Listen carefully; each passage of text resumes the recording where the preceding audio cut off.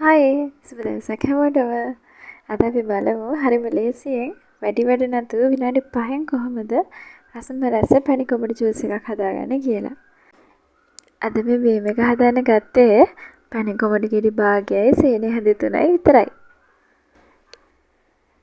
ඔන්න තව ටිකක් රස වැඩි කරගන්න හිතලා තව පොඩි දෙයක් මම එකතු කරා. අපි දැන් බලමු කොහොමද ලේසියෙන්ම මේ දෙවිදිහටම වෝටර්මෙලන් ජූස් එක හදාගන්නේ කියලා. පැණි කොමඩු ගෙඩි භාගයක් අරගෙන පොඩි කෑලි වලට කපා ගත්තා. දැන් යන්නේ ඒක බ්ලෙන්ඩර් කරගන්න. කපාගත්ත කෑලි ටික මේ වගේ බ්ලෙන්ඩර් එකට දාලා වතුර අඬ කෝප්ප දෙකක් මම මේකට දැම්මා. වීදුරු දෙකක් හදාගන්න ඕන නිසා.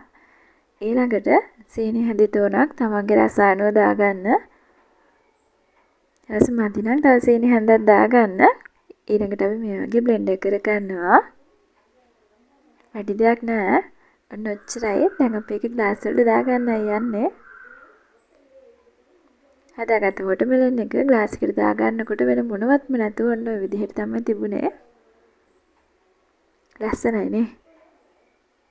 බලන්නකො චුට්ටක් සැරසගත්තම කොහොමද කියලා. ඊළඟට ඔන්න මේක තව ටිකක් රස වැඩි කරගන්න හිතාගෙන එකක් නම් මේ විදිහටම තියාගත්තා.